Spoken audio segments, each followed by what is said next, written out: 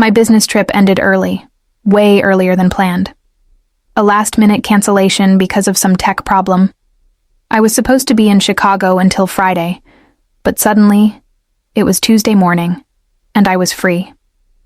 My first thought, surprise Chris, my husband, 7 years married, and I still loved those moments, catching him off guard with a little joy. On the train back to New York, I pictured his face. I stopped at the market near our apartment building in Manhattan.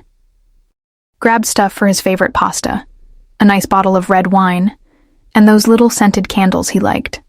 Figured I'd make a nice dinner. "Anniversary?" the lady at the flower stand asked when I added a bunch of lilies. "Nah, just surprising my husband," I told her, smiling. Getting back to our building, something felt off. Chris's car was there, but so was another one I knew. The doorman, Tom, usually chatty, just nodded, looking away. "Afternoon, Mrs. Mendoza." His voice was flat. My stomach twisted.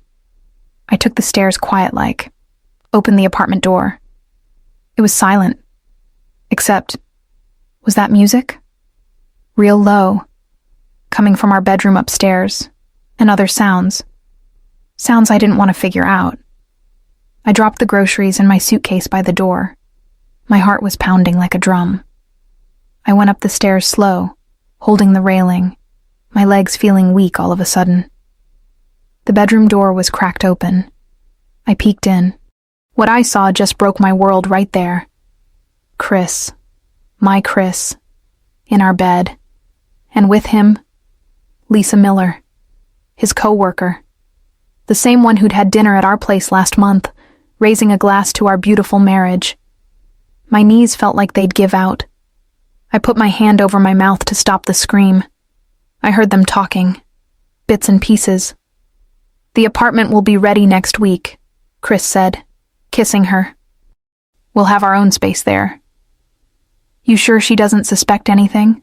Lisa asked, running her hand over his chest. "Emily? She's living in her own little dream world. She's so stuck on having a baby, she doesn't see anything else." My hands were shaking. I pulled out my phone, took pictures, needed proof. Then I hit record, caught their voices. I went back downstairs, quiet as a mouse, grabbed my suitcase and the groceries, walked out, got in my car. That's when the tears came. Couldn't stop them. The lilies sat on the passenger seat, just watching. I drove, didn't know where I was going. My phone buzzed, a reminder. 3 weeks until our anniversary. Chris had pushed for a big party, friends, family, co-workers. "I want everyone to see how happy we are," he'd said. Now I knew why. It was his last show before leaving me. Without thinking, I touched the necklace I always wore. A little key pendant Chris gave me on our first anniversary. "Because you have the key to my heart," he'd said. I ripped it off so hard the chain left a red mark on my neck. I ended up at Nicole's place, my best friend since college. She opened the door, saw my face, makeup smeared, eyes all red.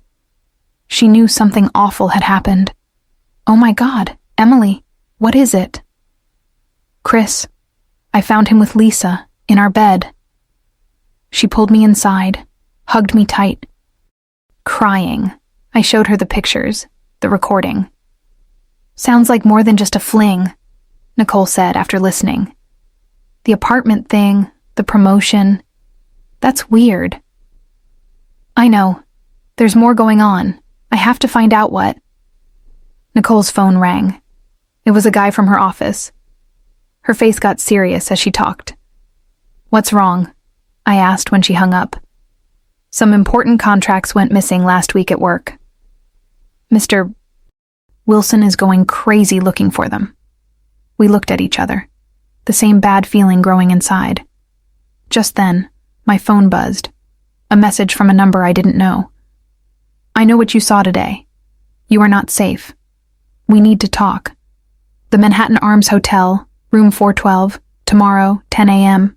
Come alone. Who is that? Nicole asked, seeing how pale I was. Someone knows what I saw today. Someone's been watching. I stayed at Nicole's that night. Cried some, then just felt cold and hard inside. Staring out the window as the sun came up, memories of me and Chris mixed with everything from yesterday. Get any sleep? Nicole asked, handing me a hot cup of coffee. Hardly, I said. My mind kept going back to one thing. How much of our 7 years was real? How much was a lie? All the good memories I had felt tainted now, like old photos left out in the sun, losing their color. My phone rang. It was Chris. I let it go to voicemail. A second later, a text came through. Where are you? I was worried. Call me when you see this. What an actor, I mumbled, bitter. 7 years of lies. The first time I saw Chris, I thought he was the best-looking guy in the room. I'd just finished my presentation at a digital marketing conference. I noticed him, tall, green eyes, watching me from the back. Your take on emerging strategies was brilliant, he said, walking over. Chris Mendoza, marketing director at Apex Corp. Our hands touched when we shook. We both felt it. That spark you don't find often. A quick coffee to talk business turned into dinner that lasted till midnight. He seemed so real back then, I said to Nicole, stopping my story as another text from Chris popped up. How can someone fake it for so long? Nicole squeezed my hand. Some people are just good at lying. Born with it. 6 months later, I got a job offer in San Francisco. Double my salary. I thought about it for days, sleepless nights. I turned it down. Something in me felt what I had with Chris was worth more than any promotion. That night, he got down on one knee with a ring. I know you turned down San Francisco for me. I promise I'll make it worth it. Every single day of our lives together. My phone rang again. Different number. The same one from the mysterious text last night. Hello? Mrs. Mendoza, a man's voice said. Confirming our meeting today. It's important you come alone. Who is this?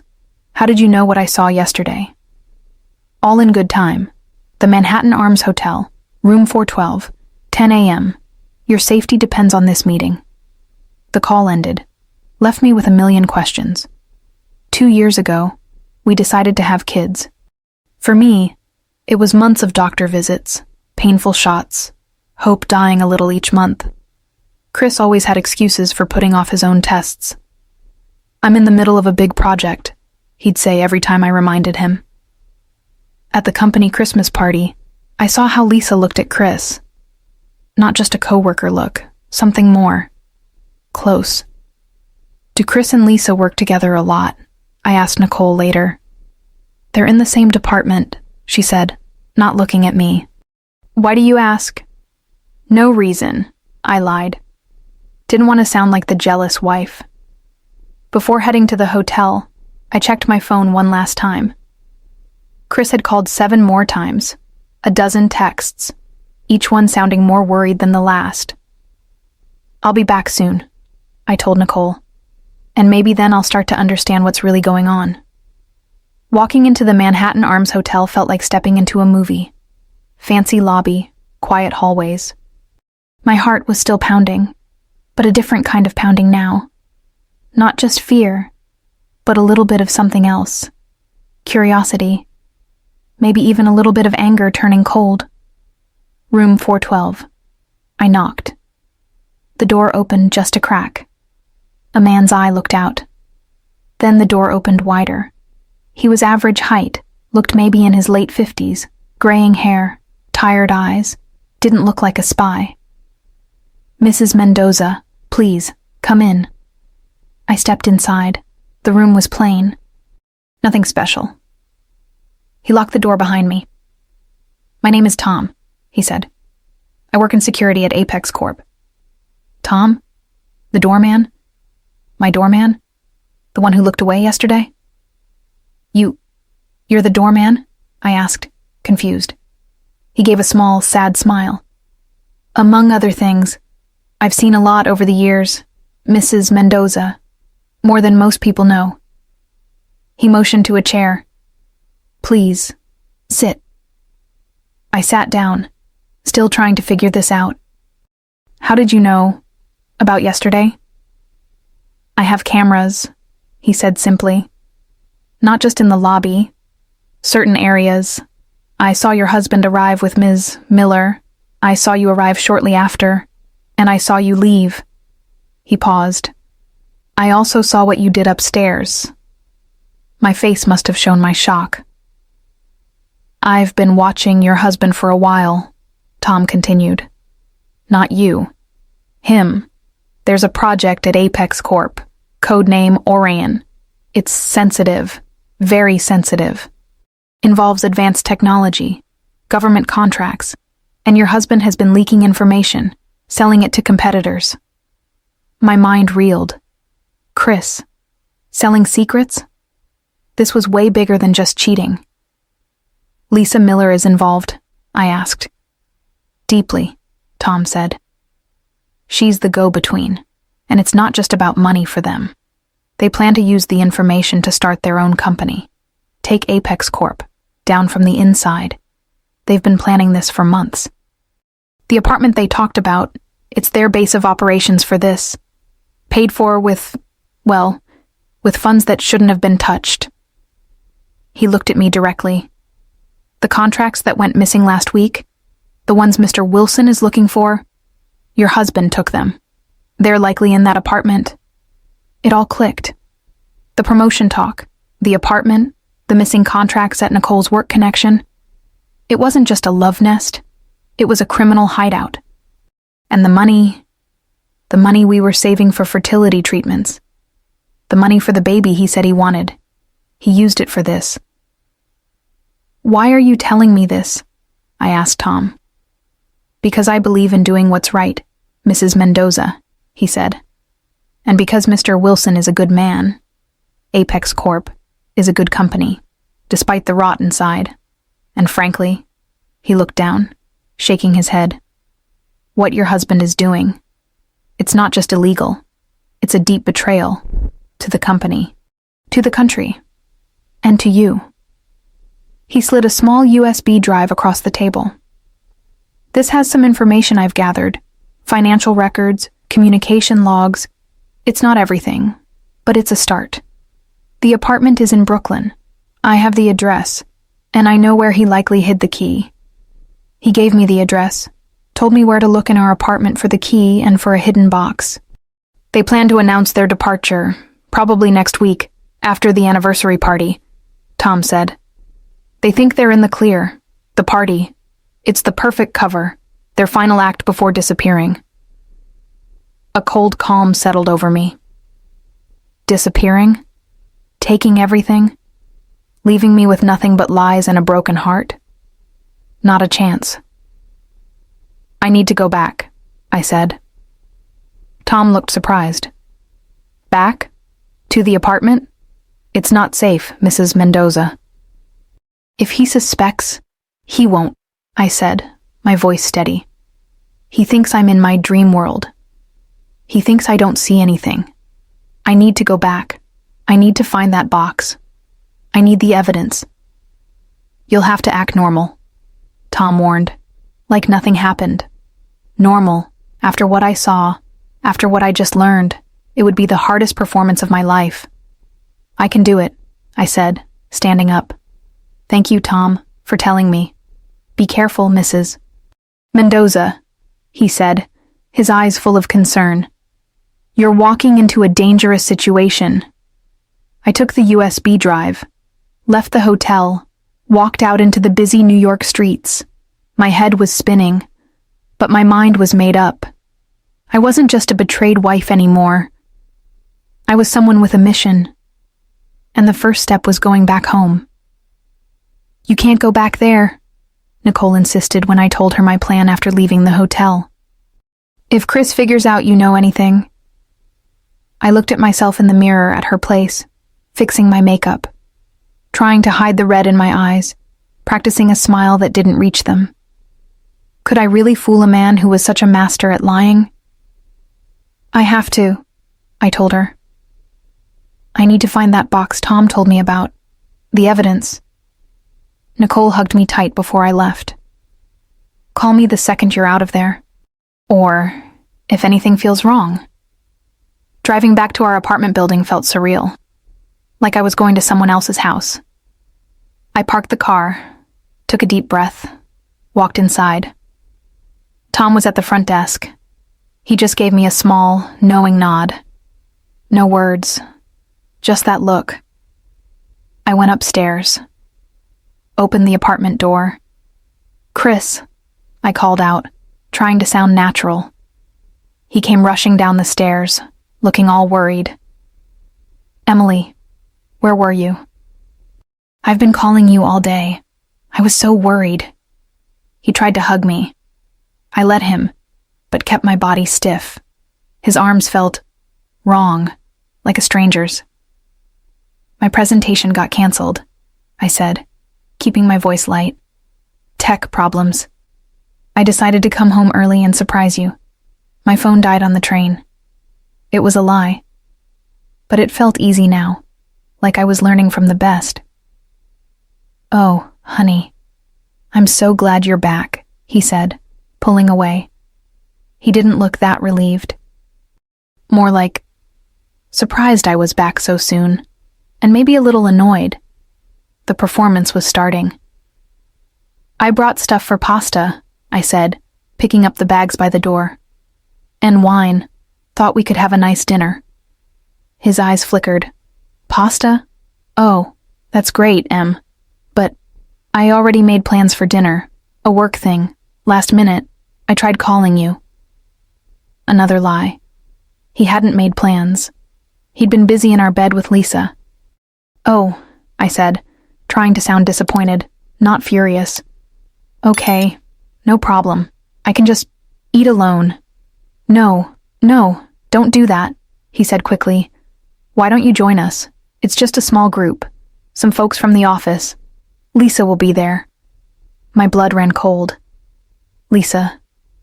Tonight. With him. The thought of sitting across from them, pretending everything was fine, made my skin crawl.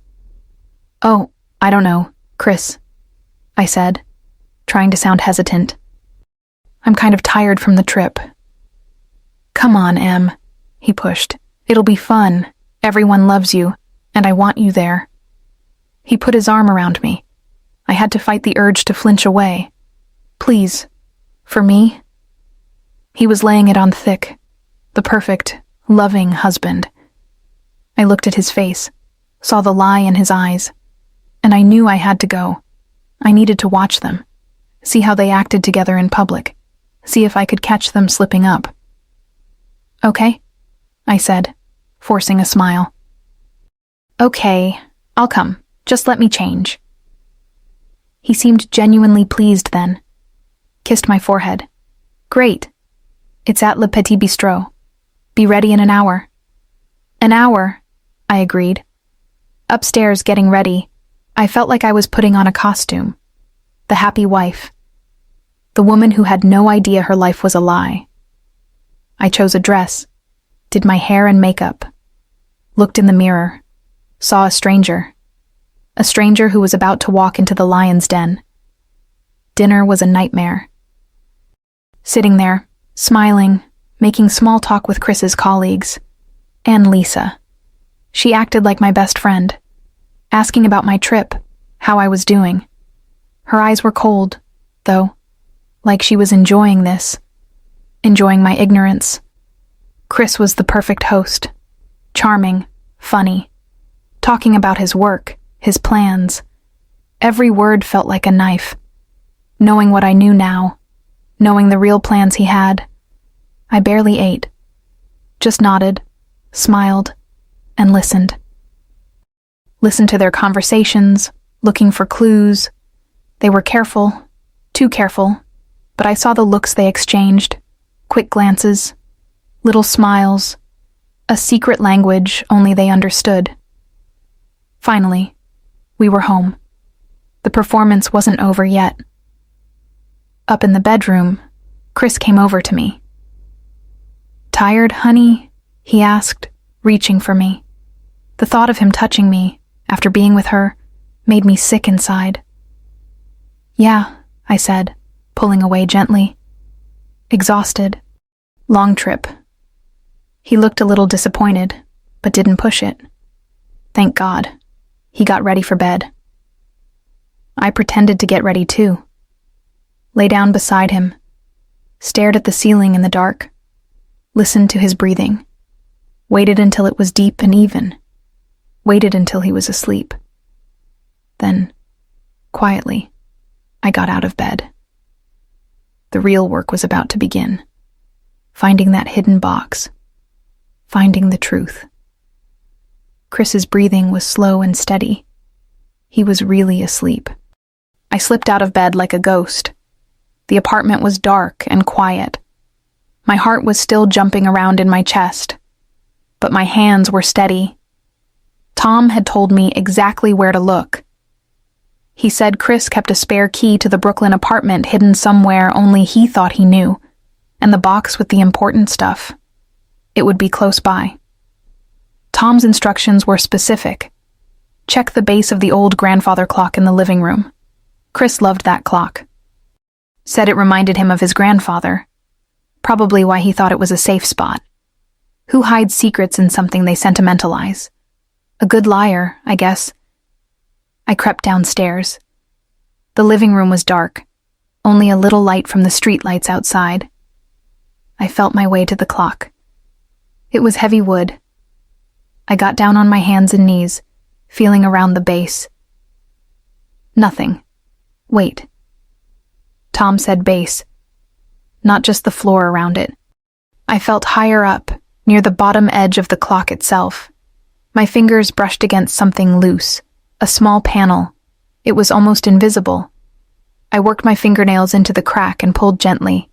It popped open. Inside, wrapped in a small piece of cloth, was a key. An old-fashioned key. This had to be it. The key to the Brooklyn apartment. My hand was shaking as I held it. Tom also said the box would be near the key. I looked around the clock again. Nothing obvious. Then I remembered something. Chris had a secret compartment built into his desk in the study years ago. Said it was for important papers. I never paid much attention. I went to the study, found his big oak desk. I remembered the trick to open the compartment, a certain sequence of pulling and pushing on the drawers. I tried it. Click. A hidden panel on the side of the desk slid open. And there it was, a small metal box, locked. Panic flared for a second. Locked. How would I open it? Then I saw it. A tiny key taped to the inside of the hidden panel. It fit the box lock. My hands fumbled a little, but I got it open. Inside, my breath caught. It wasn't just papers. There were stacks of cash. Not a huge amount, but enough to make my stomach turn. Our money. Money meant for our future. There were several different driver's licenses and passports, all with Chris's picture, but different names. Fake IDs. Robert Johnson, Mark Anderson, James Wilson. The names Tom had mentioned. He was planning to disappear. There was a thick folder labeled Orion. I pulled it out. Pages and pages of technical drawings, diagrams, reports. Stuff I didn't understand, but it looked serious. Government logos were stamped on some pages. This was the sensitive project Tom talked about. And there was a USB drive, just like Tom gave me. This one was labeled Apex Corp, Financials and Communications. I plugged it into my laptop in the study. My hands were cold, but my mind was sharp. I opened the files, spreadsheets, bank transfers, huge amounts of money moving between different accounts. Accounts in places like the Cayman Islands, shell companies. It was all laid out. The money trail. Then I opened the communication logs, emails, messages, between Chris and Lisa. Between Chris and other names I didn't recognize. Talking about the Orion project, talking about the money, talking about their plans, and talking about me. Reading their messages was like a second punch to the gut. Cruel words, laughing about me, about my hopes for a baby, calling me naive, trusting, planning how they would leave me, how they would take everything. She's so focused on getting pregnant. She doesn't see a thing. Lisa had written. Perfect, Chris replied. Keeps her busy. Gives us time. Time to steal. Time to plan their new life together with stolen money and stolen secrets. I took pictures of everything with my phone. The fake IDs, the cash, the Orion documents, the messages on the screen. Then I copied all the files from the USB drive onto my laptop. I put everything back in the box exactly how I found it, locked it, and put it back in the hidden compartment. Put the key back. Closed the panel. Put the key to the Brooklyn apartment back where I found it at the clock base. Made sure everything looked untouched. My hands were still shaking, but the cold calm from the hotel room was back. It wasn't just cheating. It was a massive fraud. Espionage. They weren't just planning to leave me. They were planning to ruin lives. Maybe even hurt national security with this Orion stuff. I went back upstairs, quiet as before, slipped back into bed. Chris was still asleep. I lay there, wide awake. The images from the box burned into my mind. The fake IDs, the money, their cruel words. The anger was a hard knot in my stomach, but underneath it was a new feeling. Determination. They thought they were so smart. They thought they had won. They were wrong. The next morning, I woke up before Chris, got dressed quietly, left a note saying I had an early appointment. I couldn't face him over breakfast. Not yet. I drove straight to Nicole's. She was still in her pajamas, making coffee. "You're back," she said, relief flooding her face. "Are you okay? Did you find anything?" I sat down at her kitchen table, took a deep breath. "Nicole," I said, my voice flat. "It's worse than we thought." I told her everything about Tom the doorman, who was really a security guy with cameras, about the meeting at the hotel, about Orion, the stolen contracts, the plan to start their own company, and about the box, the fake IDs, the money, the messages. Nicole listened, her eyes getting wider and wider. When I finished, she was speechless for a moment. "Oh my God, Emily," she whispered. This is like something out of a movie." "It's my life," I said, the bitterness creeping in. They weren't just cheating. They were criminals, using me as a cover. "What are you going to do?" she asked, her voice firming up. "I'm not letting them get away with it," I said. "Tom said they plan to announce their departure after the anniversary party. They think that party is their victory lap, their grand exit." I looked at Nicole. "It's going to be their downfall instead." I laid out my plan. The anniversary party was in 2 weeks. Enough time. I had the evidence. I needed to present it. Publicly. In front of everyone. Chris's family, my family, their coworkers, Mr. Wilson. "You're going to expose them at the party?" Nicole asked, a mix of shock and excitement on her face. "Every lie," I said. "Every single one.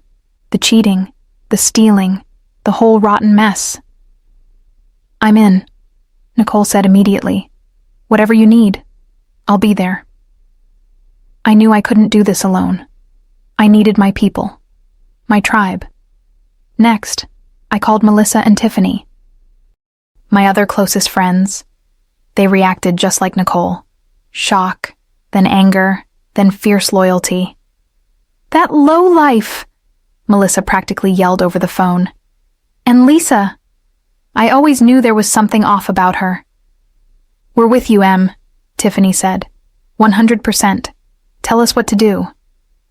I explained the plan to them. We needed a team, people I could trust completely. Nicole, my rock. She'd be there for emotional support, keeping me steady. And maybe help with the guest list, making sure certain key people were there. Melissa, my fierce protector. She'd be the one to handle any immediate fallout, anyone trying to interfere. A human shield if needed. Tiffany, my calm, steady voice. She was good with details. I needed her to help me organize the evidence, put together the presentation. I also thought about Aunt Betty, my mom's sister. She was older, but sharp as a tack and didn't take nonsense from anyone. And she loved me like her own. I called her. Told her a simplified version, that Chris had done something terrible, and I needed her there for support. She didn't ask too many questions, just said, "I'll be there, honey. You just tell me when and where." Then there was Tom. He wasn't family or a friend, but he was the one who started this. I called the number he gave me. "Mrs. Mendoza," he answered. "Tom, I found the box. I have everything. The Orion files, the financials, the fake IDs, and their messages." A pause. "Good. Be careful with that, Mrs. Mendoza. That's dangerous information." "I know," I said. "I'm planning to expose them at the anniversary party, in front of everyone. Mr. Wilson will be there." He was quiet for a moment. "That's a bold plan. Risky." "It's the only way," I said. "They planned their exit using this party. I'll use it for their exposure. Can you help me make sure Mr. Wilson is there? And maybe have some security ready, just in case. I can make sure Mr. Wilson gets a personal invitation he can't refuse," Tom said. "And I can arrange for some discreet personnel to be present, not in uniform, just keeping an eye on things, for your safety." "Thank you, Tom," I said. "Thank you for everything." He also gave me the name of a lawyer, Mr. Peterson. He handles corporate fraud cases. He's good. You'll need him after. Over the next 2 weeks, my apartment became a war room. Tiffany and I worked on the presentation, organizing the photos, the scanned documents, the message screenshots, making slides. We kept it simple, clear, undeniable. Nicole worked on the guest list, subtly making sure the right people were confirmed. Melissa practiced her "don't mess with my friend" glare. Aunt Betty called just to check in, offering quiet support. I was still living with Chris, still putting on the act. It was exhausting. Every smile felt fake, every conversation a performance. He seemed relaxed, happy even, totally clueless, counting down the days to his freedom, his new life. He kept talking about the party. "It's going to be perfect, Em. A night to remember." Oh, it would be a night to remember, all right. Just not in the way he thought. The key necklace he gave me sat on my dresser. I looked at it every day, a symbol of his lie. Soon, I would break it. As the day of the party got closer, the tension built. My friends were nervous, but ready. I felt a strange mix of fear and cold, hard resolve. There was no going back now. The trap was set. The night of the anniversary party arrived. The venue was a fancy event space downtown, overlooking the city lights. Chris was in a great mood. Dressed in a sharp suit, smiling, playing the part of the proud husband. I wore a simple, elegant dress. My friends helped me get ready. They were nervous, their eyes full of worry, but they were there. "You look beautiful, Em," Nicole said, adjusting my necklace, not the key one. I'd left that at home. "Just breathe," Melissa said, squeezing my hand. We arrived at the party. Music was playing. People were chatting, laughing. Chris led me around, introducing me, accepting congratulations. It felt like an out-of-body experience. I smiled, I nodded, I made small talk, all while knowing the storm that was coming. Lisa Miller was there, of course, wearing a stunning dress. She came over, all smiles. "Emily, you look amazing. Happy anniversary." "Thank you, Lisa," I said, my voice flat. I looked her right in the eye. Her smile faltered for just a second. Did she see something? Or was I just imagining it? My friends were positioned around the room. Nicole near the entrance, greeting guests. Melissa near the stage area. Tiffany overseeing the tech setup. A projector and screen that Chris thought were for a photo montage of our marriage. Aunt Betty was sitting at a table with some of my family members, her eyes watching everything. Tom was there too, dressed in a suit, looking just like another guest, but his eyes were scanning the room constantly. Mr. Wilson, the CEO of Apex Corp, arrived. Chris went over to greet him, all charm and respect. Mr. Wilson looked tired, stressed, probably still worried about those missing contracts. He had no idea they were in my laptop bag, ready to be shown to the world. The party went on. Chris gave a short speech. Standing on the small stage, holding a glass of champagne. 7 years, he said, smiling at me. 7 wonderful years with the most amazing woman. Emily, you are my rock, my best friend, the love of my life. Lies. Every single word a lie. I stood there, forcing a smile, feeling like I was going to throw up.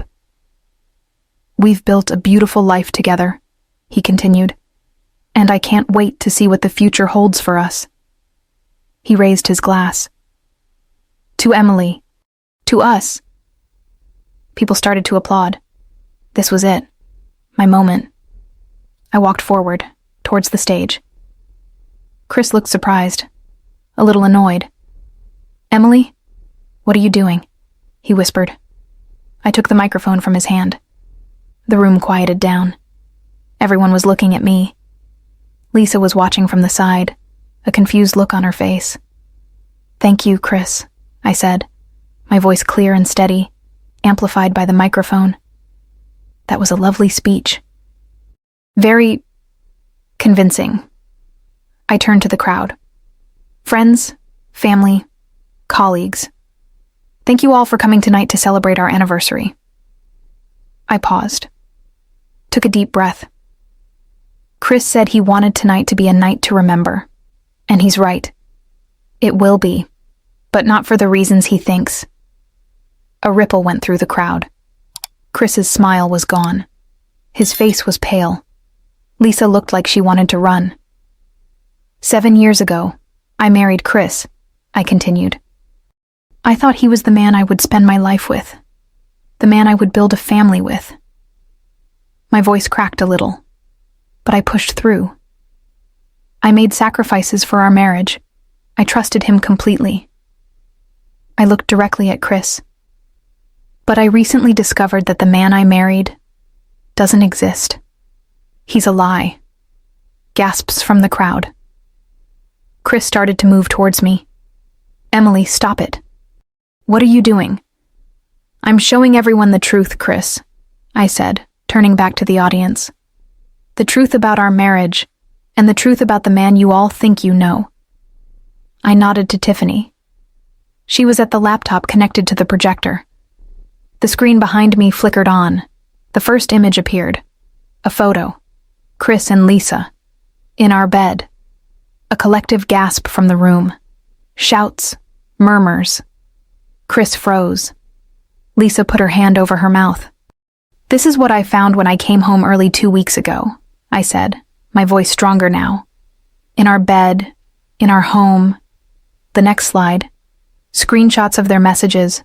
The cruel words. The planning. "This wasn't just a one-time mistake," I said. "This was a long-term affair, planned, deliberate." Next slide. The fake IDs. Robert Johnson, Mark Anderson, James Wilson. He wasn't just planning to leave me, I said. He was planning to disappear. With a new identity.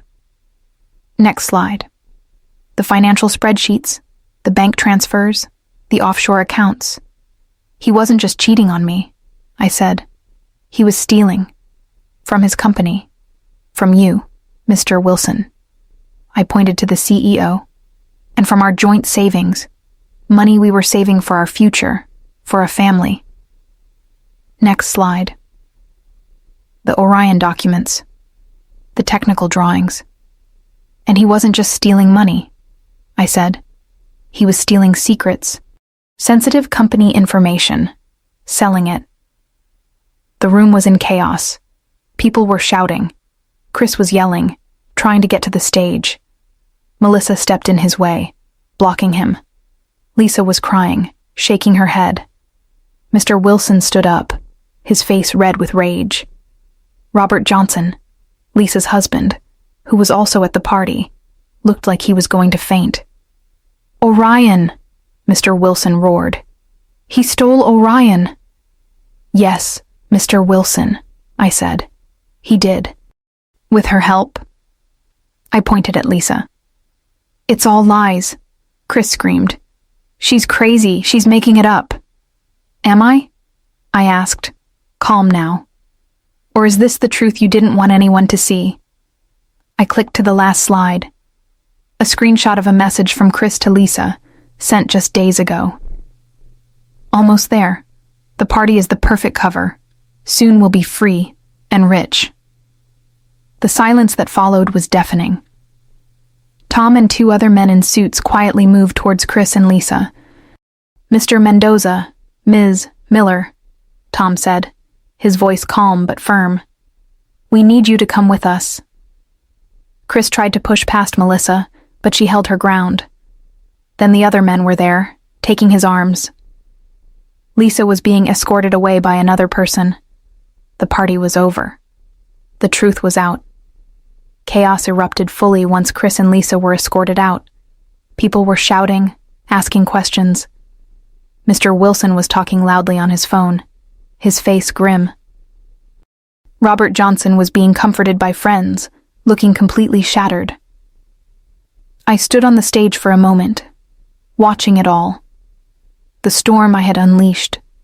It was messy, painful, but it was necessary. I looked down at my hand. The key necklace wasn't there. I remembered leaving it on my dresser, a symbol of a lock I thought was on his heart, but was really on my own life. I walked off the stage. My friends were there instantly. Nicole hugged me tight. Melissa put her arm around my shoulder. Tiffany closed the laptop. You did it, Em, Nicole whispered. You were amazing. Aunt Betty came over, her eyes shining with tears, but a proud smile on her face. That's my girl, she said, holding my face in her hands. Strong, just like your mother. Tom approached me quietly. Mr. Wilson is arranging for the evidence to be secured, Mrs. Mendoza, and he wants to speak with you tomorrow. The police will be involved. Okay, I said. It felt distant, like it was happening to someone else. You should go home now, Tom said gently. Get some rest. Home, the apartment that was supposed to be ours, filled with his lies. I'm not going back there, I said. Nicole nodded. You're staying with me. We left the party, left the stunned guests, the whispers, the wreckage of Chris's carefully built life. The next few weeks were a blur. Meetings with Mr. Peterson, the lawyer Tom recommended, talking to the police, filing for divorce. It was all paperwork, legal terms, reliving the nightmare over and over. Chris and Lisa were arrested. The charges were serious: corporate espionage, fraud, conspiracy. Their plan to run away together ended in a jail cell. Their new company never even got off the ground.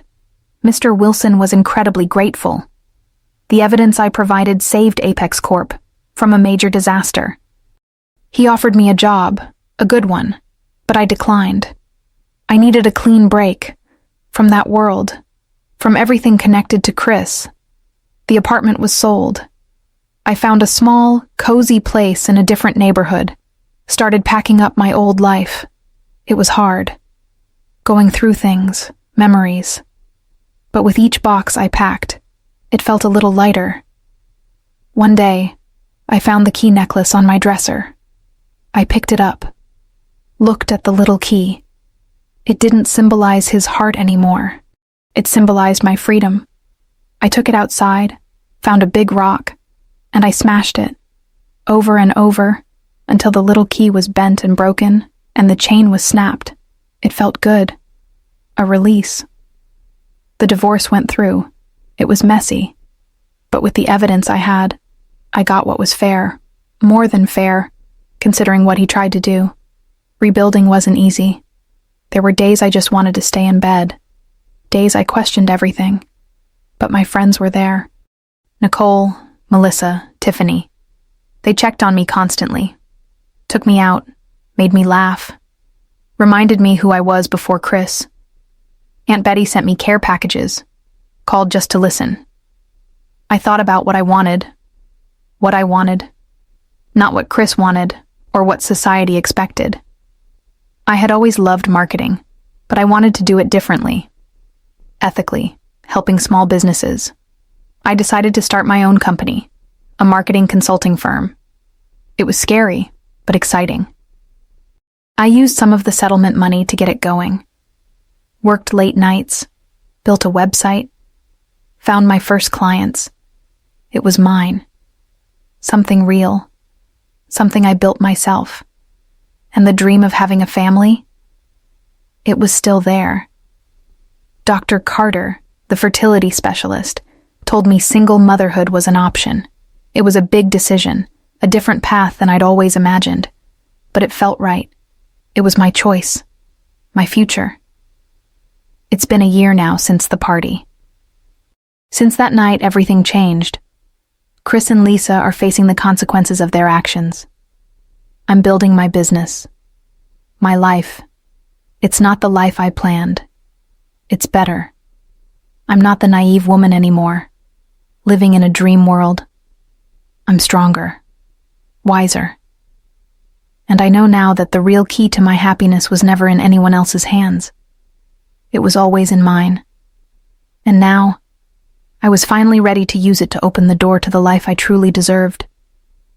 If this story touched your heart, give it a like, share it with someone special, and subscribe for more inspiring stories. See you soon with more stories that touch the soul.